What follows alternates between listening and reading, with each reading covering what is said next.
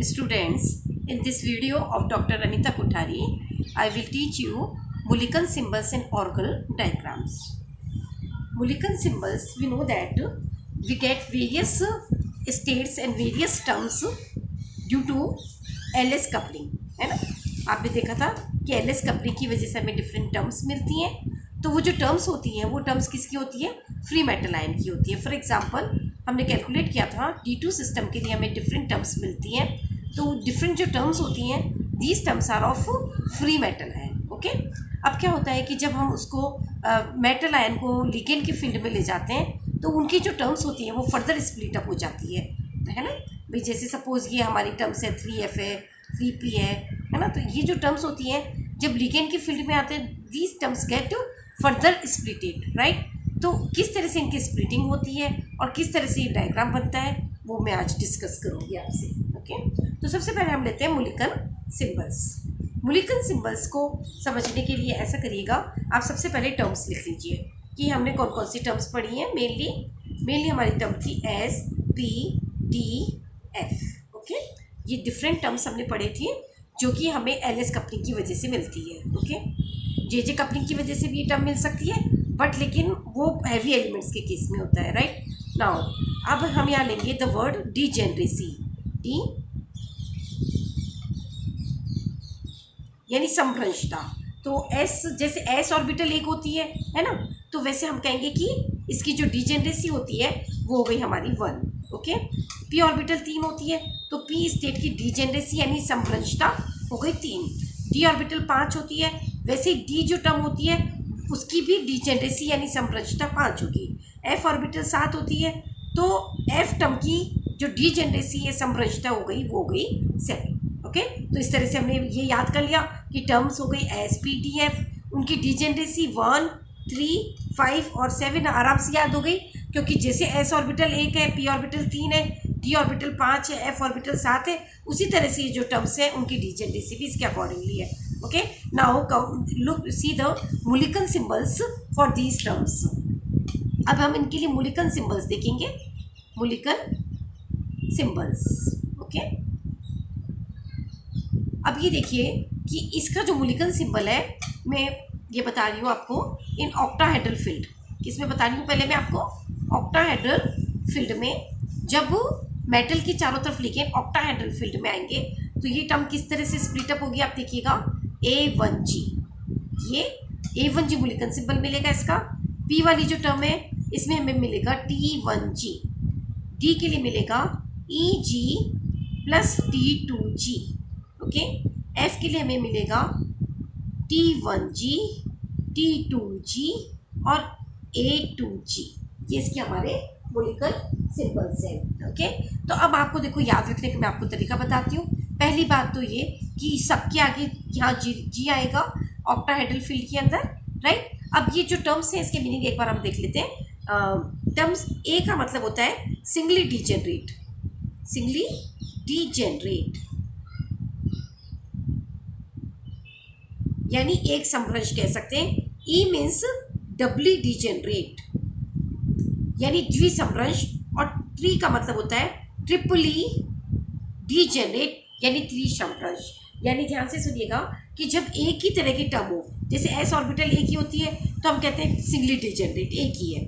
ई means doubly degenerate, जब दो orbital की एनर्जी सेम हो तो डबली डीजेनरेट। और टी का मतलब क्या होता है? 3 से होता है, राइट। तो जब आपको ये टर्मिनोलॉजी क्लियर हो जाएगी तो ऊपर वाली टेबल भी आपको आराम से समझ में आएगी। A means singly degenerate, E means doubly degenerate और टी मीन्स ट्रिपली डीजेनरेट। तो आप ध्यान से देखिएगा कि एस है, जैसे एस ऑर्बिटल एक होती है, एस टर्म की डीजेनरेसी भी एक होती है, और ए का मतलब क्या हो गया? एक, है ना। ए का मतलब क्या होता है? Singly degenerate. ओके, अब जैसे पी ऑर्बिटल 3 होती है तो पी टर्म हमारे पास कितनी हो गई? 3 हो गई, है ना। तो यहाँ पे मैंने टी लगाया, टी का मतलब ट्रिपली डीजेनरेट। ओके, डी हमारे पास 5 होती है ना। तो 5 में आप देखिए इसको 2 में हमने मुलिकन सिंबल में बांटा है, ईजी और T2G। ओके, तो ई का मतलब हो गया 2 से और टी का मतलब किससे हो गया? 3 से। तो 2 + 3 कितने हो गए? 5 हो गए ना। तो ये आ गया आपका डी ऑर्बिटल की स्प्लिटिंग पैटर्न। ओके, अब यहाँ पर आप ये और देखिए, आप इसको ऐसे भी याद रख सकते हो। जब CFT में आपने पढ़ा था EG ऑर्बिटल और T2G ऑर्बिटल, है ना, तब हम क्या लिखते हैं? स्मॉल सिंबल्स लिखते हैं, EG and T2G small letter में। ओके, यहाँ हम कैपिटल लेटर वहाँ पे इस तरह से लिखते हैं ना EGNT2G, याद आया? ओके, तो यहाँ पर हम ये लिखते हैं कैपिटल लेटर में। ओके, अब F होती है 7 ऑर्बिटल्स होती है, तो देखिएगा T1G, T2G और A2G। ओके, तो T मतलब 3, फिर T मतलब 3 और A का मतलब कितना हो गया 1, तो 3 + 3 + 1 यानी 7। तो ये पैटर्न आपको मेरे ख्याल से आराम से समझ में आया होगा कि किस तरह से हमने मूल्यांकन जो सिंबल्स हैं वो लिखे हैं इन टर्म्स के लिए। Got it? ये देखिए, अब देखिए यही मूल्यांकन सिंबल्स है वो मैं लिखूंगी किसके लिए? मूल्यांकन symbols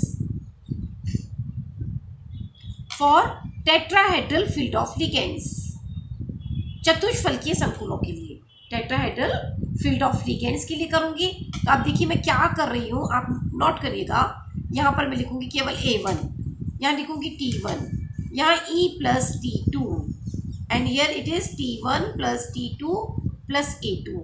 note that here I have omitted the this subscript G, मैंने G ओमिट किया है ना?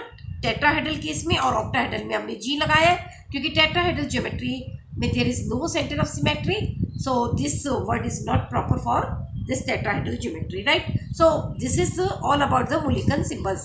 तो आप ध्यान से सुनिएगा मेरी बात और कंसंट्रेट करिए कि जब हमने LS कपलिंग पढ़ी थी तो आपने देखा था कि हमें बहुत सारे टर्म्स मिले थे, बहुत सारे पद मिले थे, और वो पद किसके लिए थे?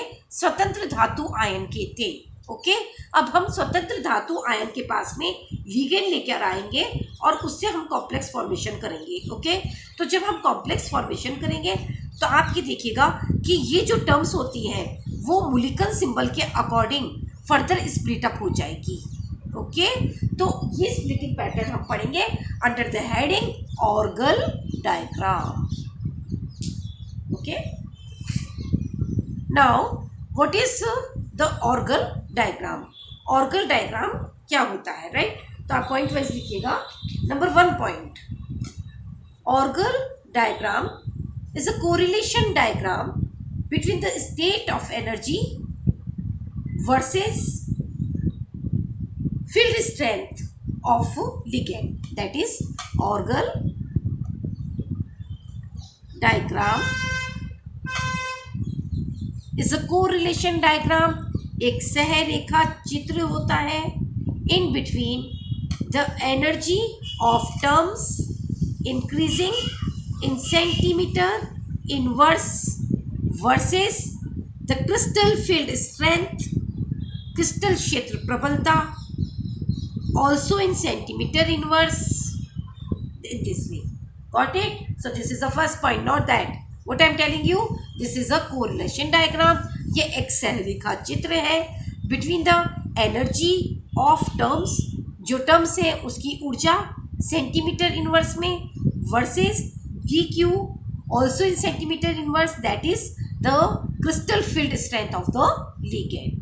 Okay, so this is the first point of orgel diagram. Second point, in orgel diagram only weak field ligands are considered. Not that point. Orgel diagram केवल वीक फील्ड लिगेंड्स के लिए ही होता है ना? इसमें हम स्ट्रॉन्ग फील्ड लिगेंड को कंसिडर नहीं करते। And the third and most important point, in Orgel diagram all transitions are spin allowed. अभी आपको मैं समझाऊंगी अच्छे से कि ऑर्गल चित्र में जो सभी संक्रमण होते हैं वो चक्रण अनुमत होते हैं, राइट? क्यों होते हैं इसको मैं भी क्लैरिफाई करूंगी। आप इसमें आप ये देखिए, हम ऑर्गल डायग्राम बना लेते हैं फॉर D2 सिस्टम। किसके लिए ऑर्गल डायग्राम बना रही हूँ मैं? D2 सिस्टम के लिए। ओके, तो D2 सिस्टम में आपको पता है कि हमने कौन कौन सी स्टेट ली थी, याद करिएगा। D2 सिस्टम का जब हमने LS कपलिंग पैटर्न बनाया तो आप ये देखिए हमें मिली थी state 3F, 3P, 1S, 1D and 1G। ये हमें मिली थी, उसकी डिफरेंट टर्म्स मिली थी, डिफरेंट पद मिली थी, राइट? तो ये जो डिफरेंट पद हमें मिले हैं इनमें से ऑर्गल डायग्राम सारे पदों को शामिल नहीं करता। सुनना ध्यान से, क्या नोट कर रही हूँ, नोट करिएगा ये पॉइंट। क्या? Orgel diagram only consider those states or those terms which are having their multiplicity according to the spectroscopic ground state, यानी ऑर्गल चित्र केवल उन्हीं पद या उन्हीं टर्म को शामिल करेगा जिसकी बहुलकता स्पेक्ट्रम में निम्नतम अवस्था के समान हो। Got it? क्या बोला मैंने कि ऑर्गल डायग्राम सारी एनर्जी स्टेट्स को कंसीडर नहीं करेगा, ये सिर्फ उन्हीं को कंसीडर करेगा जिसकी की बहुलकता स्पेक्ट्रोस्कोपिक ग्राउंड स्टेट के समान हो। आपको पता है D2 सिस्टम की स्पेक्ट्रोस्कोपिक ग्राउंड स्टेट मैंने आपको कैलकुलेट करके बताई थी, याद करिएगा, +1 दिस वन, ओके। ये D2 सिस्टम है ना, तो इसकी L की वैल्यू 3 आई थी, तो हमने 3 के लिए क्या बोला था कि टर्म हमारे पास में आ गई F and there are 2 unpaired electron, so multiplicity is 3F। तो देखिए हम इसमें क्या शामिल करेंगे, 3F टर्म लेंगे, एक तो क्या लिए 3F, और जो दूसरी टर्म में शामिल करूंगी इसके अंदर, और वो टर्म हमारी होगी यहाँ पे 3P टर्म। Got it? कौन सी टर्म लिए मैंने, 3P टर्म। यानी आप यहाँ नोट करिए कि मैंने इन तीनों टर्म को शामिल नहीं किया है। कौन सी टर्म लिए, केवल 3F और 3P। तो आप फिर से मैं रिपीट करती हूँ, ऑर्गल डायग्राम एक डायग्राम है एनर्जी पदों की ऊर्जा का सेंटीमीटर इनवर्स में, और DQ यानी crystal field strength centimetre inverse में, राइट। दूसरी बात कि ये सिर्फ वीक फील्ड लिगेंड्स के लिए होता है, केवल दुर्बल क्षेत्र लिगेंडों के लिए होता है। और तीसरी बात, इसमें जो जितने भी संक्रमण होते हैं वो सभी चक्रण अनुमत संक्रमण होते हैं। क्यों? क्योंकि ये सिर्फ उन्हीं स्टेट्स को शामिल करता है जिसकी की बहुवक्ता स्पेक्ट्रमी निम्नतम अवस्था स्पेक्ट्रोस्कोपिक ग्राउंड स्टेट के समान हो। दैट मीन्स ये एक तो 3F तो आएगी क्योंकि ये स्पेक्ट्रोस्कोपिक ग्राउंड स्टेट है। इसके अलावा ये सिर्फ 3P को शामिल करेगा, 1S 1D और 1G को शामिल नहीं करेगा, राइट। अब आप देखिएगा, अभी अभी मैंने आपका मूलिकन सिंबल लिखा था, और वो मूलिकन सिंबल हमें क्या बताता है कि जो F ऑर्बिटल होती है या F जो हमारी टर्म होती है उसका स्प्लिटिंग पैटर्न क्या है, T1G plus T2G plus A2G। Okay, तो आप देखिए किस तरह से स्प्लिट अप हो रही है, देखिएगा इस तरह से ये 3 में स्प्लिट अप हो गई है। Got it?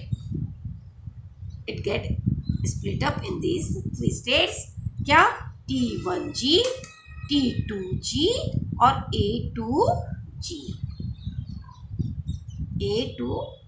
मूलिकन सिंबल है ना, क्योंकि F टर्म 7 होती है तो 3 + 3 + 1 हो गई 7, है ना। और P आपको पता है, P का जो हमारा है वो है T1G, तो ये अपने आप ही किस में चली जाएगी, T1G में।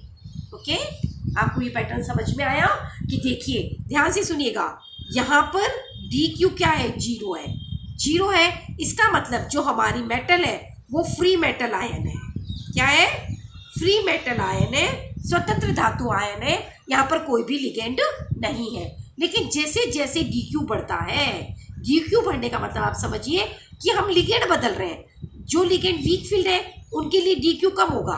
देखो आप, क्यों? क्योंकि उनके लिए ये ऊर्जा का अंतर भी क्या है, कम है। DQ बढ़ गया यानी ये लिगेंड क्या हुआ, थोड़ा सा उसके कंपैरिजन में स्ट्रांग है, तो ऊर्जा का अंतर थोड़ा और बढ़ गया। क्लियर है बोलो आपको? तो कहने का मतलब DQ क्या है, DQ simply indicates the change in the ligands, कि अगर हम लिगेंड्स को बदल रहे हैं तो DQ भी बदलता जा रहा है। ओके, अब आप यहाँ देखिएगा कि जैसे जैसे हम DQ बढ़ा रहे हैं, आप देखो ऊर्जा का अंतर बढ़ता जा रहा है, और इस तरह से जो फ्री मेटल आयन की स्टेट्स थी वो मूलिकन सिंबल के अकॉर्डिंग स्प्लिट अप हो रही है, right. So this is the Orgel diagram of D2 system, right. अब आप देखिएगा कि जो भी संक्रमण होते हैं वो ग्राउंड स्टेट से होंगे, तो इसमें मैं आपको 3 संक्रमण दिखा रही हूँ। अब अच्छा एक बात और नोट करिए, क्योंकि ये सब 3 से आए हैं तो इनकी मल्टीप्लिसिटी यहाँ पर सब पे 3 लिख दीजिए, लिख दिया आपने।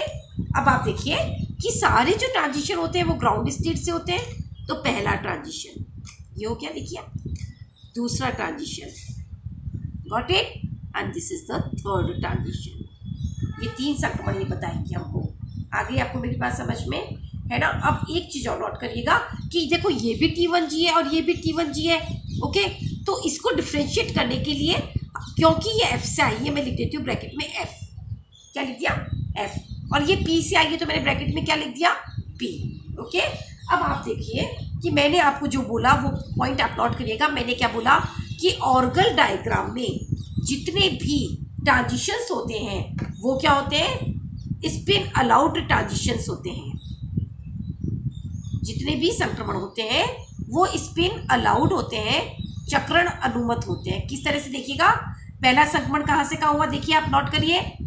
पहला ट्रांजिशन T1G F से लेकर के हुआ है इसके अंदर, किसमें? 3T2G में हुआ ना, देखिए आप इसके अंदर। ओके, सेकेंड ट्रांजिशन सारे इसी से हो रहे हैं, T1G F से। ओके, ये हुआ है 3T2G 3A2G में, देखिएगा 3A2G में, 3A2G में। ओके, और तीसरा ट्रांजिशन हुआ है 3T1G F से 3T1G P के अंदर। आपको बात समझ में आई? क्या हुआ कि इस तरह से 3 ट्रांजिशंस हुए हमारे पास में। यानी अगर हम D2 सिस्टम का कोई स्पेक्ट्रा देखें तो हमें उसमें 3 पीक्स मिलनी चाहिए। कितनी पीक्स मिलनी चाहिए?